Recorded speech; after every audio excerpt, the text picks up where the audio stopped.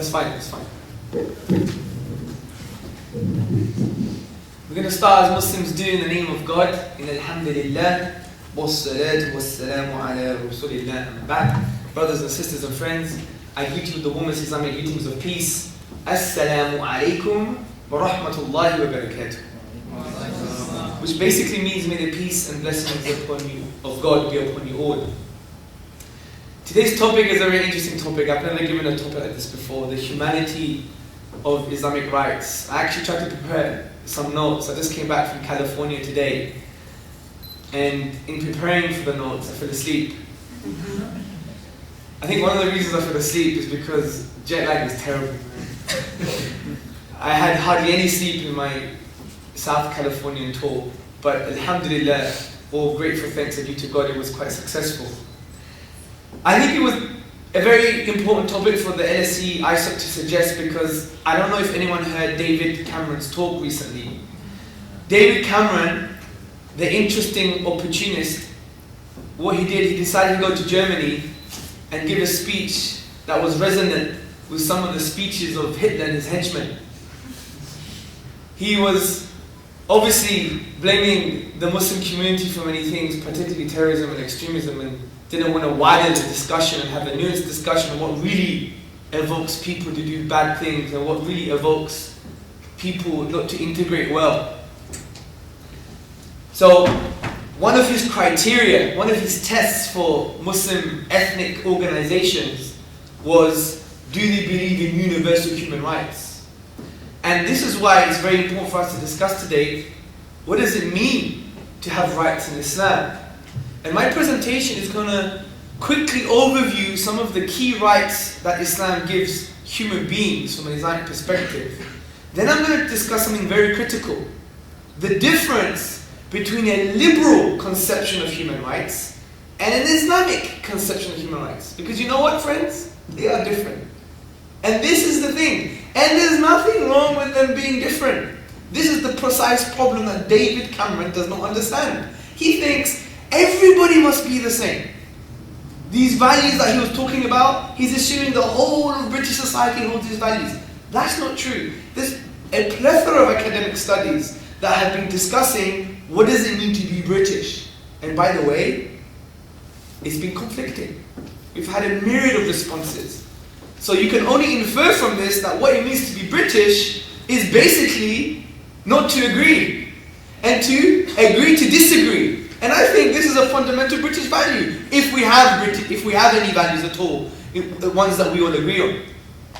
So I'm going to discuss the difference between a liberal conception of human rights and Islamic conception of human rights.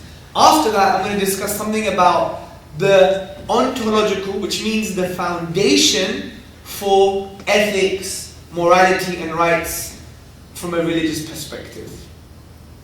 So, let me talk about Islamic rights. Now, fundamentally, what we have to understand, Islam as a perspective, as a way of life, does not define itself as a religion. Okay? It's not just a dogma. It's not something that you just do on Sunday. It's not something you just do on Friday. Islam is a worldview. And this term in Arabic is deen.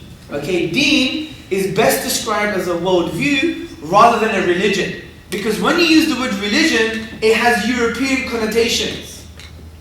European connotations, we think about the Middle Ages, we think about the Catholic Church oppressing the Europeans, the 30-year wars, the 80-year wars, the massacre on St. Bartholomew's Day. We think about, oppression. But when we think about deen, when we think about worldview, it's a different perspective. And Islam describes itself particularly as a worldview, which essentially means the set of assumptions, your philosophy on life, that you bring to your experience. Think about this very carefully. It's your set of assumptions or your philosophy of life that you bring to your experience rather than your experience bringing it to you. So this is what worldview means. How do you see the world? What glasses do you put on to interpret reality? And Islam tells us to wear the Islamic lenses, the Islamic glasses, which essentially means the affirmation and the actualization of Tawheed. And Tawheed in Arabic means the oneness of God. which means we solely single out God, Allah subhanahu wa ta'ala, for worship, seeking His help. We solely single Him out with regards to His names and attributes. If He is the merciful, that is seen in a oneness perspective, which means it transcends any limited conception of mercy. So when we think about God is love, al-wudud in Arabic, it means an excessive form of love to the point that we cannot make it contingent to a material reality, to a reality that could be anthropomorphic. It's a human type of love.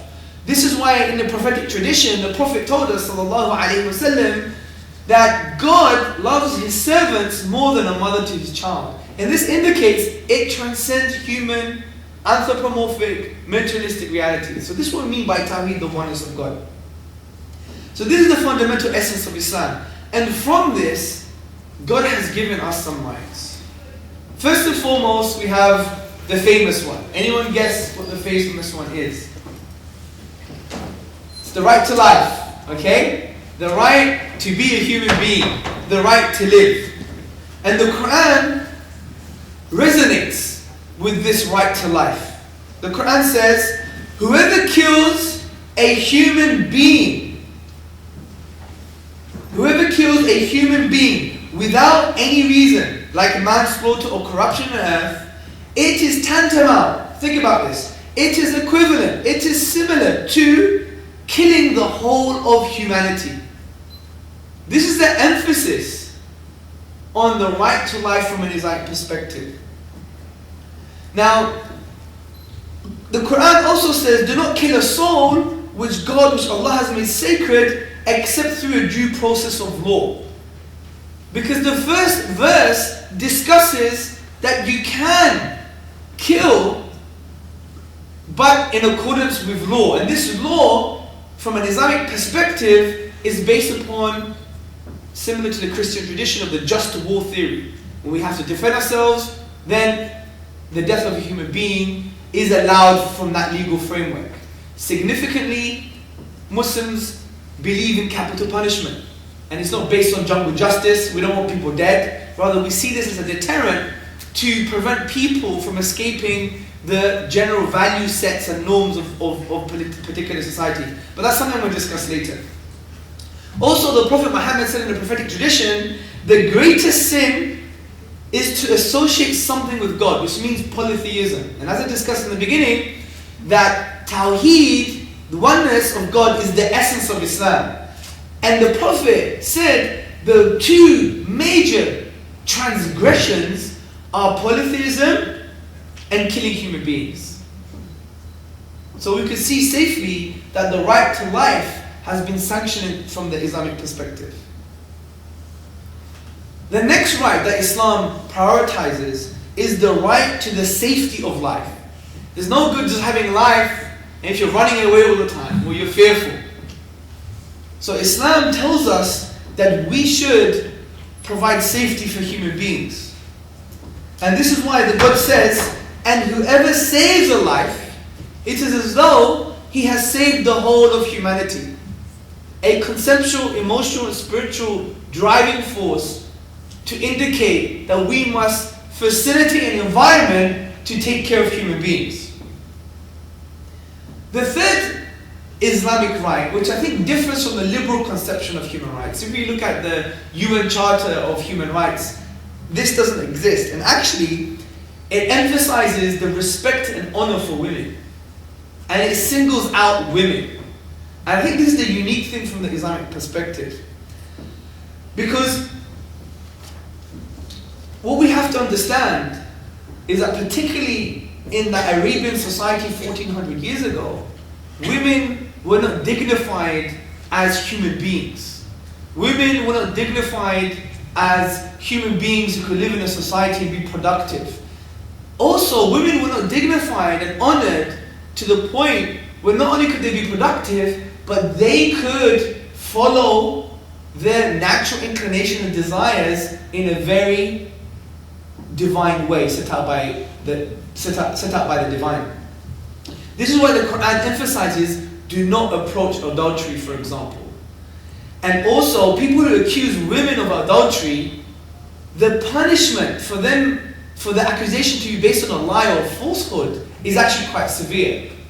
So the Islamic framework actually puts a very harsh, suitably harsh deterrent to those people who want to defame, degrade, and dishonor women in our society. Because in Islam, we see women as a pillar of our society. It's actually the pillar which all other pillars revolve around. Because from the Islamic spiritual perspective, a woman is the first teacher of the scholar. From the way we learn about the social model of Islam. And the woman is the first protector of the one who's going to protect the state. The mujahid, as we say in Islam. So women has a very high status and honor in the Islamic tradition. Now this also raises questions about gender equality, and do we view things from the prism of equality? Is equality itself a valid perspective to look at differences between men and female? Is it ill-judged? Because does it make man the yardstick? So we could have all these discussions, but I think we should have them later. But the point I'm trying to make here is that Islam actually is unique in respecting the honor of the woman. And we saw this in history. When one woman was treated badly in history, one of the caliphs, he wrote a letter to Rome. And he said, to the dog of Rome. He was quite harsh. I'm bringing an army that its front is with you and its end is with me. And this is for just one woman who cried, help me. So this shows, I'm not saying that was right or wrong, I'm not making a value judgment on this, but it indicates that the protection and honor of women is paramount. And even if we see some, inverted commas, Islamist organizations, some of the constitution actually clearly says the woman must be honored. The next Islamic right is the right to a basic standard of life. Because we all know, no one wants to live a miserable life. Happiness is actually an end. It's not a means for human beings. For example, if I were to ask you, why do you want to get a job? You might say to me, because I want to get money. Why do you want to get money? Because I want to feed my kid. Why do you want to feed your kids? Because I love them. Why do you love them? Because it makes me happy. And you say, why does it make you happy? Why do you want to be happy? It doesn't need any justification. Okay? Happiness is an end in itself. And this is why Islam understands this and basically tries to facilitate an economic environment which provides food, shelter, and clothing for everybody. The limited essential needs. There is a prophetic tradition that can be found in the books of Tirmidhi, which says the son of Adam, meaning the human being, needs food, shelter, and clothing. And these are the limited essential needs that the whole of society must have in order for everyone to be elevated. Rather than when we see in America, and I just came from America, 25% of America lives underneath the poverty ladder. 2 billion people live on under what? $2 a day. So there's a huge problem here. 100,000 children die every year from preventable diseases that we could pay for, and for issues such as the food crisis. Because Europe has really nasty kind of trade laws with Africa that facilitate an unjust economic system in Africa, but provides the growth for the capitalist Europe. And many people blame Adam Smith for this. But I don't think we should blame Adam Smith for this, because Adam Smith used to write that economic transactions must be moral transactions. Adam Smith wrote this. So I believe the 18th century founder of capitalism would have spat in the face of many of these world banks, in my opinion. Wallahi, which means by God. Okay? So, from an economic perspective, Islam facilitates the right for a basic standard of life. And also, as the Quran says, and in their wealth, there is acknowledged right for the needy and the destitute. And we even saw this at the time of the Caliph of Umar, Ibn al-Khattab radiallahu anhu. When there was a famine, he acknowledged this right so severely, where he would be walking around the streets of Medina, and then he would find a woman, and this woman was boiling stones or boiling water to keep her children quiet because they were starving. And she didn't recognize him, but she saw him and said, I'm going to account the ruler. I'm going to account him and bring him to account. Even when there's a famine, she knew that the right was that she should have food, shelter, and clothing. This was a basic necessity in Islam. Umar, upon hearing this, what did he do? He walked back to the center of the city and to the Bayt al-Mal. The Bayt al-Mal is an Islamic concept of bank or resource center that is used to feed everybody, Muslim and non-Muslim. And when they found, when he went to the Bayt al-Mal, he picked up the resources and the food and he walked back. And his servant said, "Oh Umar, let me carry your luggage, the food and the provisions." What did Umar say? "You're not going to carry this, you're not going to carry my luggage on the Day of Judgment." Because he had some metaphysical accountability for this. And he went, and not only did he go, not only did he give the food, he cooked the food for them. Would David Cameron do that? He probably can't cook anyway. Just like he can't speak. So, the next right is individual right to liberty. Individual right to liberty. Now, Islam has clearly and categorically forbidden the primitive practice of capturing a free man. For example, the Prophet said in unequivocal words, "There are three categories of people against whom I shall myself be a plaintiff on the Day of Judgment. Of these three are, one is he who enslaves a free man, then sells him and eats this money." And this statement here is general, so it cannot be made specific. Rather, there could be no exceptions to people of a different race or color. Now, don't get me wrong, there is an Islamic conception of slavery, which we could discuss later, and I think we should discuss in the Q&A. But we should be careful of terminology here. Because when you think of slavery in the West, you think, chain him, take him to the cotton fields, don't feed him, etc., etc., etc. But the Islamic conception of slavery was actually not slavery at all. Because a slave, which basically just means you're working under a master, which is the equivalent of the working class here, in my opinion, is that you have to have the same food as he does, you have to have the same clothes as he does, and all these rights that he has are quite amazing. To the point where the only nation that institutionalized a compassionate form of slavery, where the slave could become the leader of the nation. And we had this. Was it the Mamluks? Who knows the history? The Mamluks, they came from slaves. They were children of slaves, and they became the leaders of a nation. Now someone might say, what about Obama? Yeah? Obama obviously came from slaves. His father was black, right? Indonesian. So therefore, look, now he's leading a whole nation. But the point is, you have to understand that slavery is comprehensive. It's not only physical, but it's also mental. So he may have freed himself from mental slavery, but I think he's still colonized some form.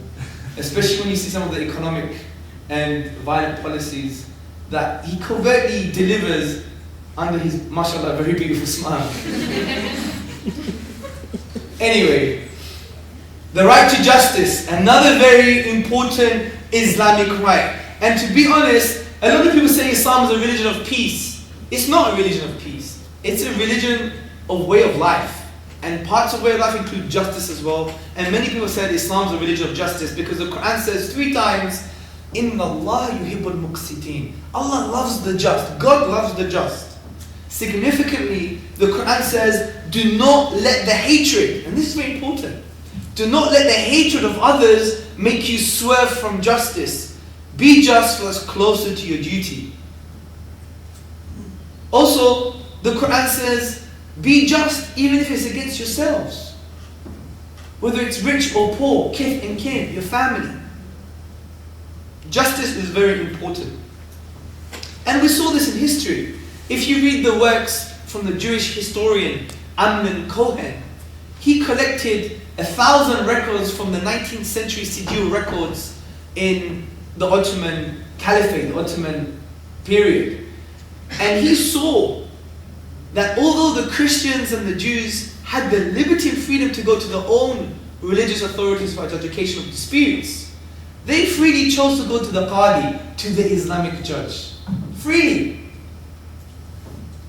To the point most of them were women, Jewish women, used to go to the Qadi to even argue that my husband doesn't give me nafaqah, which means maintenance. This was the reality of Islamic justice. The next right is equality of all human beings. For example, the Quran says, all mankind, we have created you from a male and a female. In other words, all human beings are essentially brothers. Because we have two concepts of brotherhood in Islam. We have an Islamic sense of brotherhood which transcends blood, and we have a very basic ontological understanding of brotherhood, which is we're sons and daughters of the same being. And that's the reality. Also, the Quran continues, and we have set you up as nations and tribes so that you may be able to recognize each other. Now, some people will say that this means it's about unity. No, this verse is not about unity, it's about distinction. Because if you know what makes you distinct, then now I can have a relationship with you. If you have a superficial understanding of who you are as a human being, then I don't know how to connect with you. But if you have a distinction, I am Hamza, I was born in Hackney, I come from Greek parentage, and I look Pakistani. Yeah? I'm distinct now as a human being. So you can know what you know how to have a relationship with me. So this distinction is very important. And really, if you want to see what Islam talks about equality, it also emphasizes that there may be a sense of inequality from a perspective of your state as a spiritual being. Because the Quran says, indeed, with an emphasis here, the noblest amongst you before God are the ones who are most God conscious. Now this doesn't mean there's these spiritual lords that are higher than everyone and I'm spiritual and pious and you're not. Haha. Yeah? It's none of that. It's more to show that there should be a driving force, that the only thing, if there's anything to make you distinct, it's not money, status, wealth, or color, but it's who you are as a human being. Imagine society was based upon this. We wouldn't have 65% of all 5 to 15-year-olds thinking what defines them is what they wear. This is the reality, people. And this has been exemplified by the Prophet when he said, no Arab has a superiority over a non-Arab. Nor does a non-Arab have any superiority over an Arab. Nor does a white man have any superiority over a black man, or the black man any superiority over the white man. You are all children of Adam, and Adam was created from clay. Indicating here, you come from the same stuff, man. You cut, you bleed. You cry, tears are the same color. Or no color, if you like. Yeah? We all cry in the same language. Yes or no? Good. You're human beings. Congratulations. Good. The next right is the right to cooperate and not to cooperate. This is very important. Now, the Quran says, cooperate with one another for virtue and heedfulness, and do not cooperate with one another for purpose of vice and aggression. Now, according to the Mufassirun, which means those who explain the Quran, the Quranic exegetes, like Qurtubi, they said this verse means that you have to cooperate with anyone. Gay, non-gay, black, non-white, non-black, white, non-white, Arab, this, that, alien, even if it's an alien. If you go to the tafsir of Ibn Abbas, he talks about aliens 1400 years ago, because the Quran says we created the 7 heavens, the 7 universes, and we spread throughout them beasts. So there could be aliens. Open your mind. Yeah? We don't say there's no aliens. So if they do come down, we just give them da'wah. We give them Islam. You know? Especially if they come and say, take me to your leader. Good. So, cooperate. But the Quran also says, you should not cooperate for those who are dealing with vice and aggression. And this is very important. So this means, even if people live on the North Pole, the South Pole, wherever they are, we have to have a right to cooperate with such people for the good. The next right is the security of life and property. The Prophet Muhammad ﷺ said in his farewell speech during Hajj, he said, during the pilgrimage, he said, your lives and properties are forbidden to one another till you meet your Lord on the day of resurrection. Also, the Quran says, anyone who kills a believer deliberately will receive as his reward a sentence to live in hell forever. And there's an emotional driving force here. You do such a bad thing, you're going to be in trouble. Yeah? Also, the Prophet ﷺ spoke about not just Muslims but the whole of humanity, saying, whoever kills a man under our protection, dhimmi, under our protection, will not smell the fragrance of paradise. He also said, whoever harms a non-Muslim under our protection harms the Prophet himself. We saw the furore as a result of the Danish cartoons. 100 people died in Europe, dudes. 100 people. Embassies were burned because someone dishonored the name of the Prophet ﷺ. But the Prophet is telling us as Muslims, if you harm a non-Muslim under our protection, you harm the Prophet himself. And this is very important for us to take into consideration. Also, the Quran says, do not devour one's wealth by force and illegal means. So the security of life and property is established in the Islamic tradition. Also, which is unlike the liberal tradition, we have the protection of honor. The Quran says, O you who believe, do not let one set of people make fun of another set of people. Do not defame one another.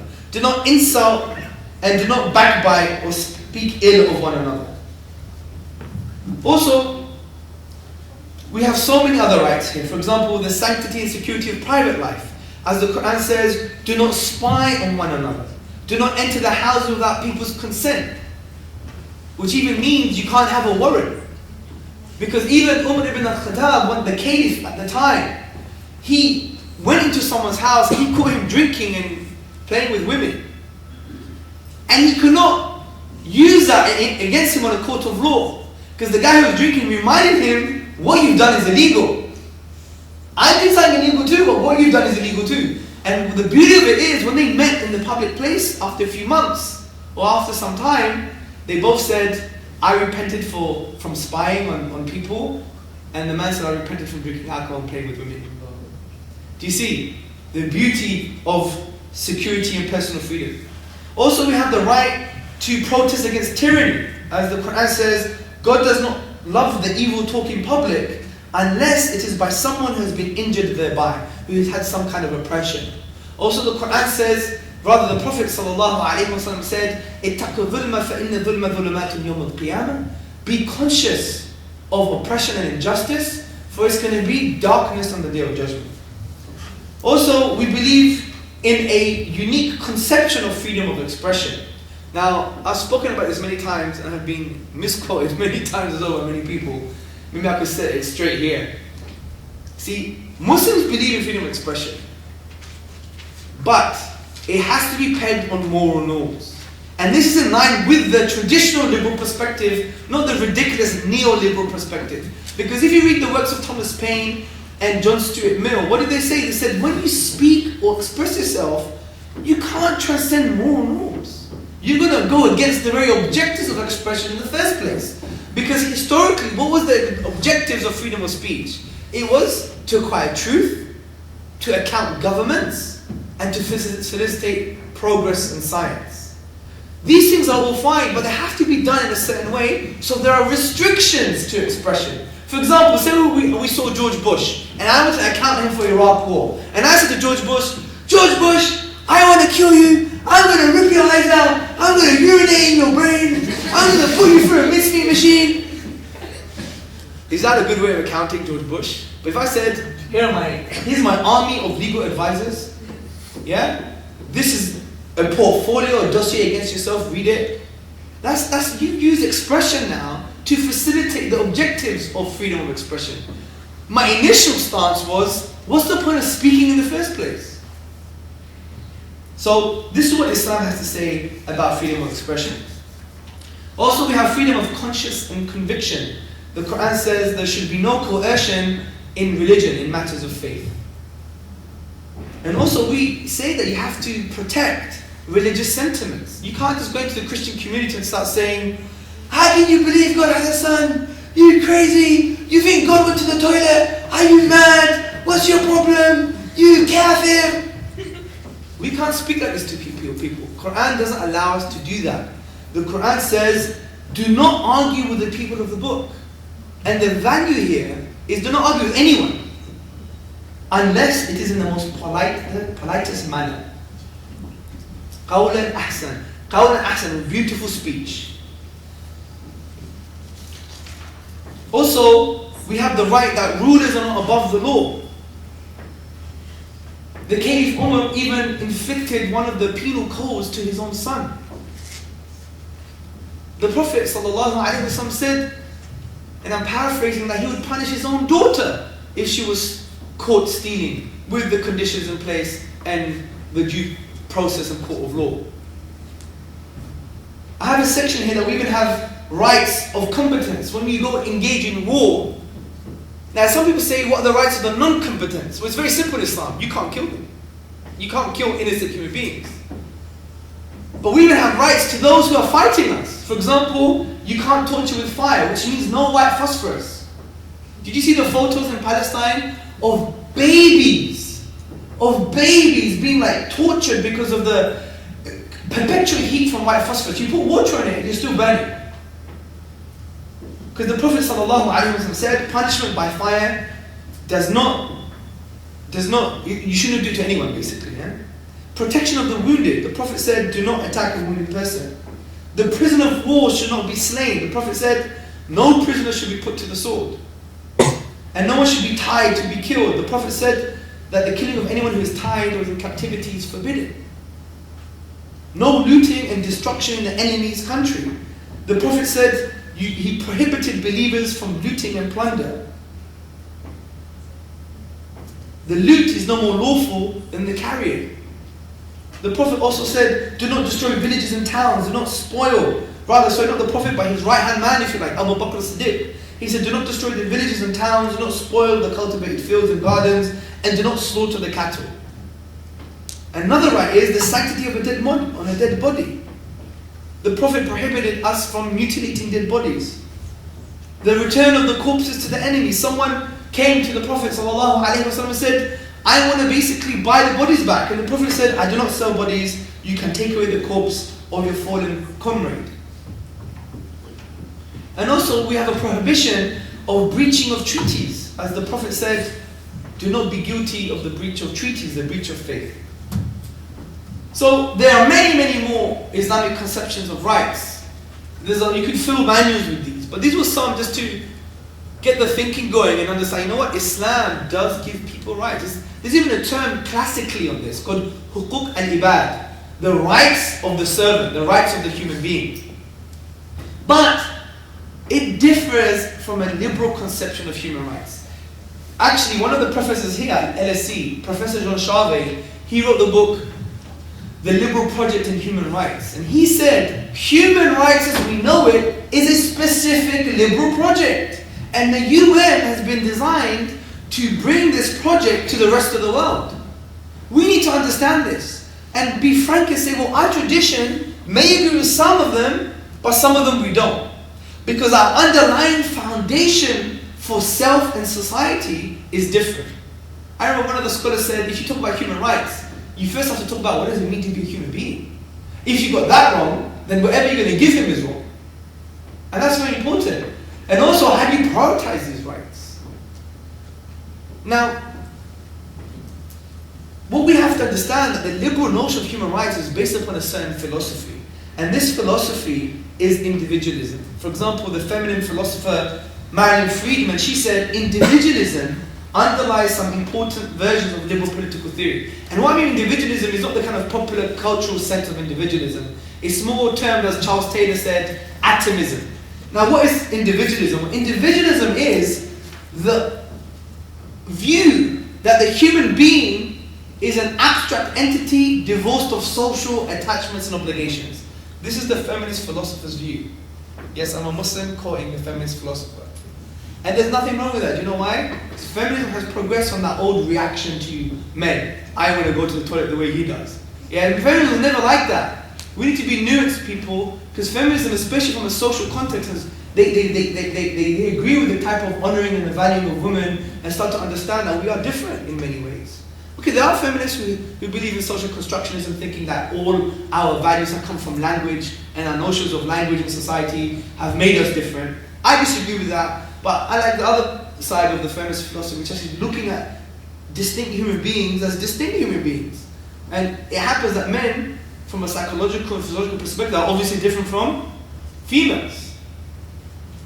So, individualism is the basis for political theory, from a liberal political theory. And from an Islamic perspective, we say, is this a right view to look at the human being from an individualistic doctrine and individualistic philosophy? I would say no, for the following reasons. First and foremost, if we study developmental psychology, we see that psychology is moving away from what they call the independent constructor, which means this young child only learns individualistically. But rather now they're going towards a more Russian philosophy that children learn via social norms and practices. Also, individuality is based on aims and values. And the human being is a vessel of aims and values, and these can only be understood within a social context.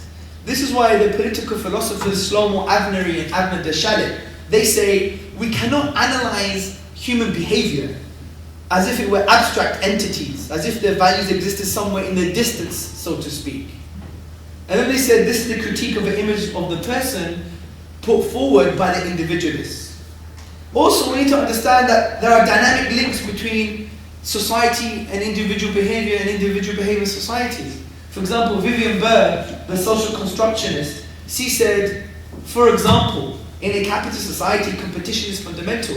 Society is structured around individuals and organizations that compete with each other for jobs, markets, etc.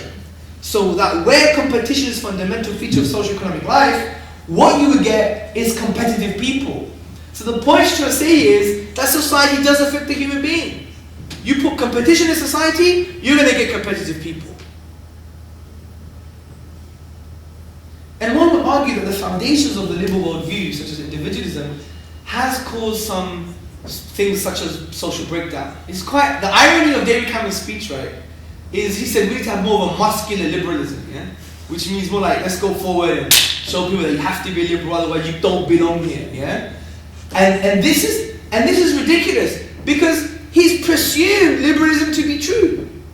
He's presumed social liberalism to be true. He's presumed for it to be like gospel truth, written in stone. But this is not true at all. Let's go to the Children's Society report, published in 2009. It was called A Good Childhood Searching for Values in a Competitive Age. And it said, Britain and the US have more broken families than other countries, and our families are less cohesive in the way they live and eat together. British children are rougher with each other and live more riskily in terms of alcohol, drugs, and teenage pregnancy, and are less inclined to stay in education. Also, 11 children a day commit suicide in their own bedroom. And you may think, well, why do you blame liberalism? Well, let's go back to this report. And the report concluded, and it says, but we believe there is one common theme that links all of these problems. And guess what it said? Excessive individualism. And this is something that we fundamentally disagree from an Islamic perspective, because we believe that our conception of self and society is not based on an individualistic doctrine. Our conception obviously is based on a Quranic doctrine, but if you were to philosophize it, it essentially means that we believe that individual impacts society and society impacts individuals, which is more of a communitarian approach, a communitarian philosophy. And let me give you a very beautiful example in simple terms to understand the Islamic philosophy behind self and society, which actually puts into context human rights from the Islamic and liberal perspective.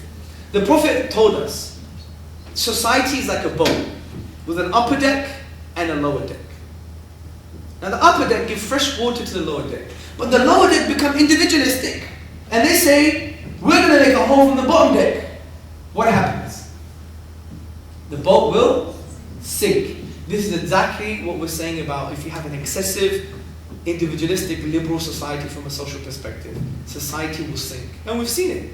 Broken Britain, defragmentation of society, etc., etc., etc. So, this is the Islamic conception, and this is why we should see this in light of the liberal model. So when we see, for example, certain things in Islamic rights, for example, that seem very anti-liberal, we should not judge them from an individualistic perspective, because their presupposition is that the individual has primacy, individualism. There's an ontological primacy for the individual. We're saying no. We're saying there's actually a balance between societal rights and individual rights. This is why most of the UN human rights are very liberal. They're mostly individualistic.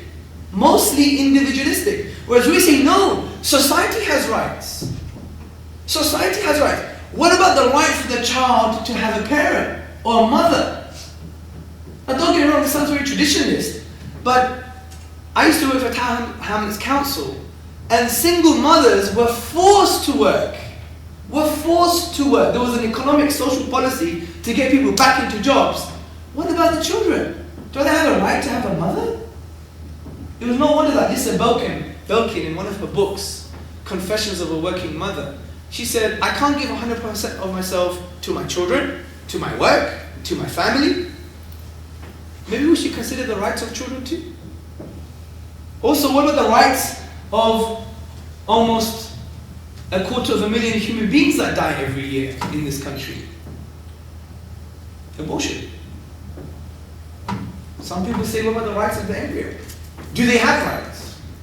How can we answer this question? Do we have an individualistic doctrine that has a skewed sense of personal freedom? What do we do? Obviously, there's different discussions if someone's raped or whatever the case may be, but we need to start answering these questions, and they're answered by your underlying philosophy, individualism or more of a communitarian approach that Islam adheres to. I've got 5 minutes, and I think it's useful for me to end with the following points.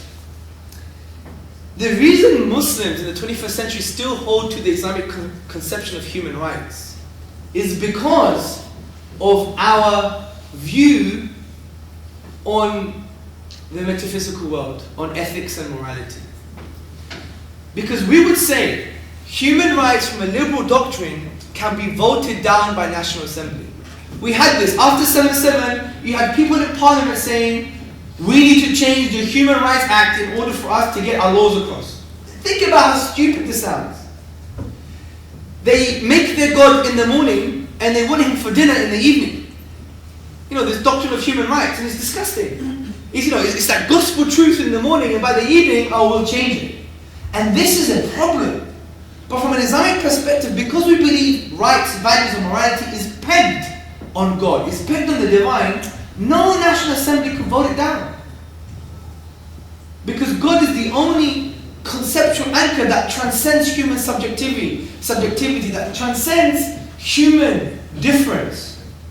And it is no wonder that the great Muslim scholar of the 20th century, an Asian subcontinent scholar, he said, and listen to this very carefully, when we speak of human rights in Islam, we really mean that these rights have been granted by God.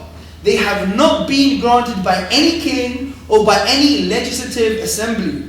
These rights granted by the kings or the legislative assemblies can also be withdrawn in the same manner in which they are conferred.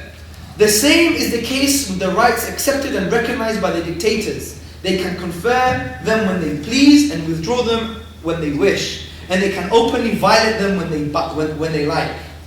But since in Islam human rights have been conferred by God, no legislative assembly in the world or any government on earth has the right or authority to make an amendment or change in the rights conferred by God. No one has the right to abrogate them or withdraw them, nor are they the basic human rights which are conferred on paper for the sake of show and exhibition and denied in actual life when the show is over. Nor are they like philosophical concepts which have no sanctions behind them. And this is an apt way of ending today's presentation. So hopefully it's been an interesting discussion. We've discussed some of the human rights from an Islamic perspective: right to life, safety of life, honor and dignity of women, basic standard of living, individual rights to liberty, right to justice, equality of human beings, and so forth. We also said what makes liberal conception of human rights and Islamic conception of human rights different is because the underlying philosophy on the individual society. We discussed that liberalism has a very individualistic or atomistic view. We don't have that view, therefore some of our conceptions of human rights will differ. And also we said the reason we Muslims powerfully believe in these rights is because they're not based on National Assembly or any form of the whims of a human being, but rather they're anchored in God, and God as a concept is the only idea that transcends human subjectivity. Anything I've said that's wrong has come from my ego, anything I've said that's right has come from God. سبحانك اللهم وبحمدك أشهد أن لا إله إلا أنت واستغفرك وأتوب إليك. Thank you very much for listening. I assume you have a Q&A. Yeah? You have a Q&A? Excellent thought. The way that we make our laws is all subjective, but when we take all into account, we have the Quran. Yes. when someone reads the Quran, isn't it their own interpretation of what they read? So isn't that subjective? So isn't, like, I understand that God as a transcendent being, he's objective, but when somebody reads his word, they'll take from a subjective interpretation. Like, so. That's a very good point, I agree. But what you've conflated there is moral and ethical ontology, so the foundations of morality, and moral and ethical epistemology, how to get to know what they are. So you're right, there could be subjectivity in interpreting what God says, but once you come to a conclusion, its foundations objective. Do you see the point here? There's a difference in morals themselves being grounded in God, which makes them objective. But the question then says, how do I get to know what they are? That's your question. And there's a difference, there's a conflation here. Because yes, there may be a scope of interpretation of certain aspects of rights in the Quran, but once you get to a conclusion, they still can't be voted down by National Assembly. They still can't be changed because of the whims of a human being. The scope of interpretation is there. There may be a difference in that scope, but once you form a conclusion, they're still grounded in God. And that's the point here. Because when people even approach ethics, rights, or values from an Islamic perspective, they approach them from the perspective that God sent them. Do you see? And there's a total different paradigm there. Are you satisfied with that? Good, thank you. Yes?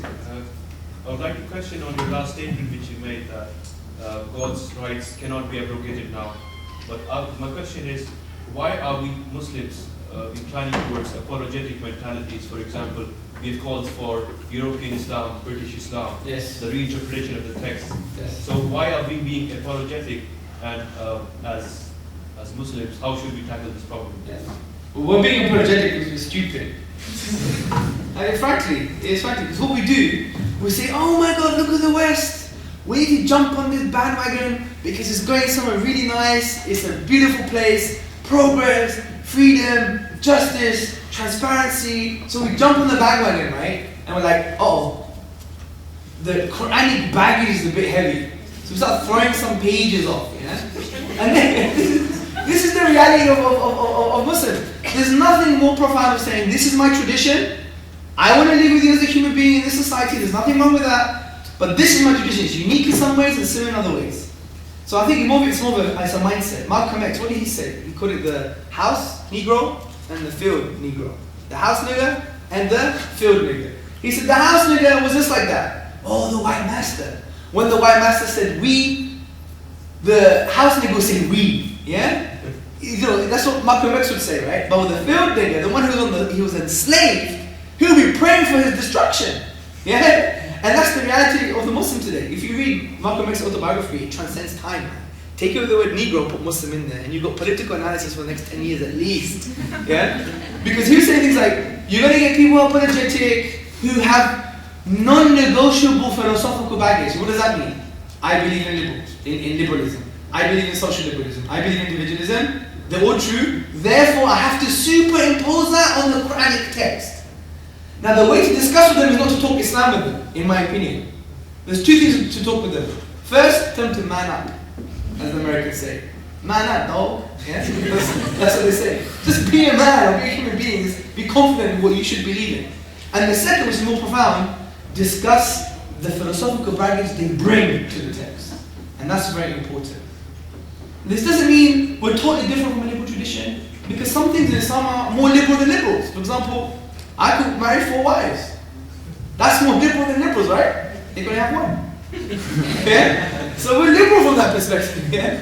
So there's all these different things, like, there's some similarities, but from a philosophical perspective, there are some distinctions. And this one, when the Quran mentions about to get to know one another, the tafsir, the exegesis of that verse is about distinction. What makes you distinct so you know how to relate with that person now. But now the lines are so blurred now. And you have, in my opinion, so-called scholars, well, the scholars in their own right, but the scholars who come and say, we're the European form of Islam, as if Europeans, when a European has another arm and another leg, then yes, we're in another European form of Islam. That's what Bruce Lee said about martial arts, right? He said, if someone has another arm and a leg, then yes, we could talk about a different form of martial arts. But it's all the same. We use to express ourselves, express our human body in that way. So, when Europeans start having 3 eyes and 3 ears, another brain, then we could have a different form of Islam. Because Islam came for who? A human being, right? So I don't know why we have a different conception wherever we are. And you know, I've traveled the world a bit, gone to America, and especially seen Muslims in the West. And what's beautiful is when you see the normal Muslim, they express themselves in the same way. They still hold on to their religion, they still want to express Islam in the 21st century, they're looking for answers, but they still stick to a certain methodology, which is let's derive values from our tradition, rather than already adopt alien values and superimpose it on our tradition. I think that's a very bad way of dealing with things.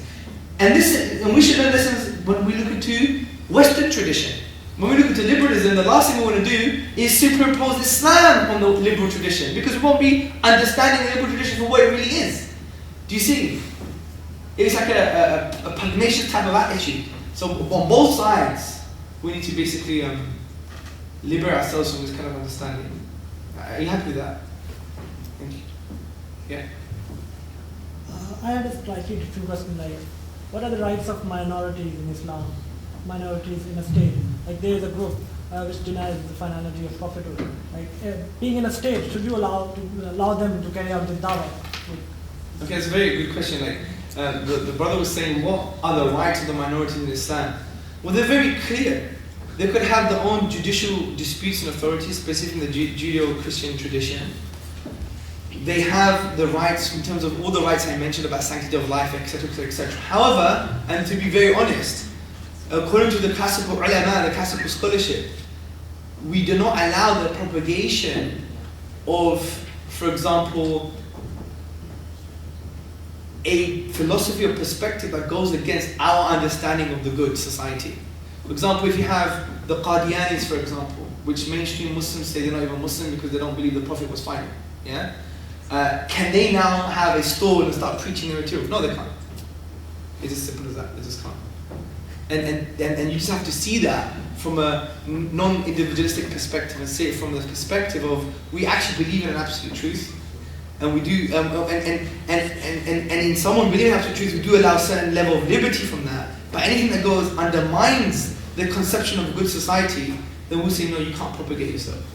But the same we are doing in the West, like we being Muslims here, we are primarily going against the basic beliefs of Christianity. So they are allowing us to like propagate our beliefs. So shouldn't we allow them as well? Although I don't believe on it. No, really. Well, they allow you to fornicate. Does it mean you should fornicate? I mean, that's not consistent philosophy. They allow you to drink. As a Muslim, would you drink just because they allow you to drink? No, it doesn't go that way. Just because they allow you to do something doesn't mean you give it to them back. And this is the tradition. I mean, if anyone knows anything different, then that's fine. But this doesn't mean you can't have intellectual debate. We're talking about this on a popular level. Because if you go into Baghdad, for example, Baghdad was amazing. It was probably the first time you had atheists, Jews, Christians, and Muslims debating in universities.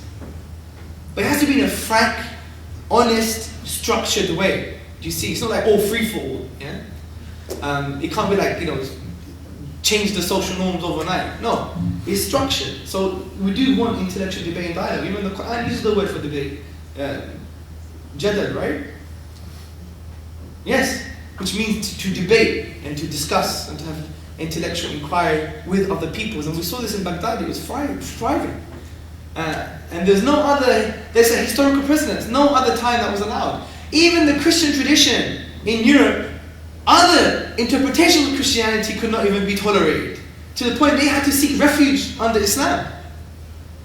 This is why many Christians, if you read the book by A.S. Tritton on Umar and his non-Muslim subjects, A.S. Tritton says Christians preferred Muslim rule to that of the Franks. So this was the reality in Europe. Why was the 80-year wars happening and the 30-year wars and the massacre on St. Bartholomew's Day? This was because of the Protestant and Catholic tradition at loggerheads with each other. Okay, maybe some people argue it was used for political means, we can have that discussion. But whatever the case may be, there was bloodshed in the name of religion. And it was the same tradition. Do you see? Yes? Would you mind if we talk about something controversial? Yeah, fine. Well, was that controversial? Something more controversial. Let's go for it. Yeah, with regard to the freedoms of sexual orientation and the freedom to choose your own sexual identity. Yeah. We know that this is clearly unacceptable in Islam. Yes. But then, when speaking against it can become a criminal offense in Western countries, how should a Muslim, like what should the attitude of a Muslim be? It's not a criminal offense. Like it could be. In America, for example, there was, I think he was a Christian preacher, and he said homosexuality is against my religion, and the authority chose to prosecute him. I don't know if he was convicted at the end. No, I don't think so. I don't think There was British. British. No, the British guys actually became really naughty. They're saying they should be killed. They were inciting to hatred and violence. It's a different reality. This is the way I do it, okay? Which may be wrong, but this is how I do it. I say, homosexuality is a sin in Islam. Just like swinger parties. Just like anything else that's outside of male-female interaction under marriage. This is our view, our conception of family in any society. This is our view, just like the Christian and the Jewish view. However, it doesn't mean now that we hate and we call for violence to these individuals. No way. That's not the reality. Yes, we do believe the public manifestation of homosexuality is a criminal offense under the Islamic legal framework. We don't have the Islamic legal framework here. And if we did, we probably couldn't do anything anyway, because it's more of a deterrent, because you have to see them doing the act in public. And even in Soho, you don't see that, man. Did you see the point? You know, so the point I'm trying to say is that's the reality, and it's a deterrent. Now the discussion we'll be having is homosexuality innate? That's the discussion. Is it natural? Now if you think of it from the perspective that it's natural because primates do it and birds do it and human beings do it because they're part of nature, yes, that's natural. But so other things could be deemed that way as natural, like pedophilia or killing and murder. So that's not a healthy discussion. Even the genetic discussion is wrong anyway. You know why? Because they found genetic genes relating to criminality. So what do? You don't punish people anymore? Not put them in prisons because it's my nature to be a bad person? Are we going to accept that in this society? Of course not. So the debate, it's a ridiculous debate that people are having, right? My point is, we should start thinking about spiritual remedies to these things. Yeah? And I do believe people can change. People can change any kind of orientation, whether it's the other way around. People from heterosexual orientation could change to homosexual orientation. Yeah? I've seen it. Man. And from homosexual orientation, you could go the other way. That has been there. There's been so many successes that you've seen. So my point is, I think it's more, if it's this is for Muslims. If a Muslim happens to have homosexual inclinations, I would do psychodynamic on him. I would say, well, how's your relationship with your father and your mother? Honestly, if you look at a lot of studies, there's a lot of issues between the homosexual person and his father or his parents. Go to any normal psychology journals, you see these issues happening, right? So, I think a lot of it is social, a lot of it is spiritual, and a lot of it is a test, because we believe, life here, we're not here to have a party. God has given you a test. If a Muslim has those inclinations, we don't condemn them. We don't say you're a bad person, because you're not condemned for thoughts and feelings. Yeah? Rather, it's the action itself that's condemnable. You see? So we need to be nuanced, because a lot of us, right, we're like, gay, bad man. Yeah, we swear and we're really rude. But we're really bad to our own mothers. We won't even take them from A to B with our own car because we're lazy. That's the biggest sin in Islam, being bad to your mother. Because what does Allah say in the Quran? Worship me, then be good to my parents. Many of us will never be good to our own parents, and then we're complaining about this homosexual society or someone who's gay. This is ridiculous. Honestly, our priorities are messed up. So what we need to understand is, we should see it from a holistic perspective. Yeah? But it doesn't mean we compromise. No, it's haram, it's forbidden. Yeah? And a public manifestation in Islamic law is a criminal act. This is our view. But we don't call for violence against homosexuals. No way. And we don't call for hatred for an individual who has his inclinations. No way. Rather, we take them as a human being and we help them if they want to change, especially in the Islamic paradigm. Yeah? But it's very unhealthy that it's becoming using as a yardstick to find out if you have British values or not. And I think that's terrible. I think that's terrible because it doesn't allow people to really express themselves in the 21st century as people of a certain particular belief or persuasion. And it's very nasty. This is the hegemony of liberalism. You have to believe in these values, otherwise we won't even consider you to discuss and have a platform with you. That's atrocious. It's atrocious. And who draws the line and where? There's an organization in Belgium called NAMBLA. Have you heard of it? The North American Men Boys Love Association. And they were using human rights legislation to justify how old 60-year-olds could sleep with 3-year-old boys or 7-year-old boys because it's consent. Now, I'm not equivocating homosexuality with that, but who draws the line and where? Because these things change. Remember, in 73 was the big court case about legalizing homosexuality. They used to use the ancient Greeks as an example. We got our democracy from there, and all of them were bisexual and homosexual, most of them, and they were. If you go to Google, Wikipedia, and type in pederasty, which is like homosexual pedophilia, if you like, was well known in Greek culture. Well known. So, you want to have kids? Sleep with a woman. You want to have fun? Sleep with a small boy. That's why they're very successful in war, because they used to get partners fight together. So when one partner was dying out of his love, he would want to support him. Even the army men, right? They used to have little boys, whether in the trenches, whatever kind of condition they were in, to play with them. This was Greek culture at the time. The bastions of philosophy and progress. But yeah, that was it. That's the history. And so they used that to justify it. Yes? So at university, the atheist society gets together and then they want to invite somebody from the ex-Muslim Council of Britain. The ex-Muslim Council, yeah. To talk about how Islam is barbaric and Sharia law is problematic. How would you suggest we deal with it? Yeah, invite them, discuss with them. Would you suggest we go to the talk and then challenge them in the Q&A? No, I think you should have a speaker on the panel. Definitely. Are you free Thursday?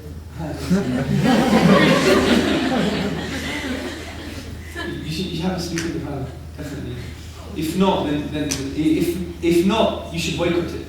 But yeah, because I know them well. I've asked the ex-Muslim Council of Britain to have a discussion where they've said no many times. What they seem to like to be judge, jury, and executioner, just like Richard Dawkins. He was formally invited in Leicester, Democracy University, to debate with myself. He rejected, yeah? Because he likes to debate 12-year-olds. If you saw his program on Channel 4, you remember the 12-year-old girls in the Muslim school? Don't believe in God, believe in me, yeah? That's the kind of people like, he's a coward.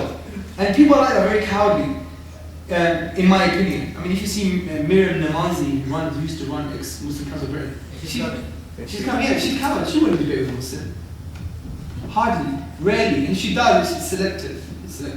So you should get someone on the panel, and if they reject, I think you should boycott it, because these people tend to have a way of wanting to be judge, jury, and executioner. There's no nuanced discussion with these people, from my humble experience. Yeah?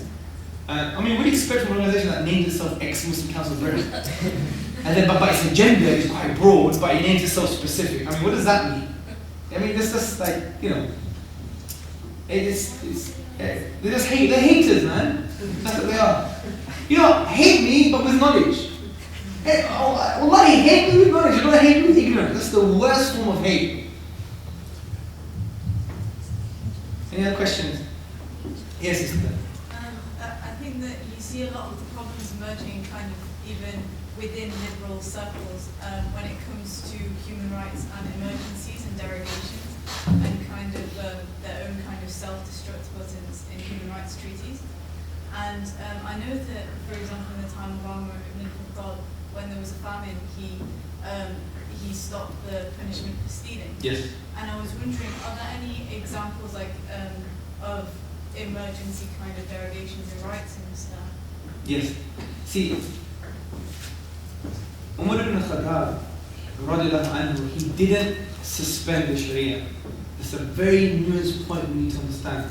This is the narrative of some scholars like Tariq Ramadan and others, which they have their view, that say, look, you can suspend the Sharia.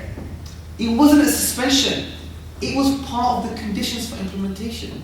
It was the Sharia. So the Sharia says, if there's poverty, if there's mass poverty, then punishment cannot be applied. That's the Sharia. It's not a suspension of it. And it's a crucial difference to make, Because if you take the one side that says, yes, emergency suspension or moratorium, then what you do then, you enter into the modernity thesis, which I believe Islam has transcended the modernity thesis. Because what does modernism mean? It means that Islam, that traditional values can't deal with modern problems.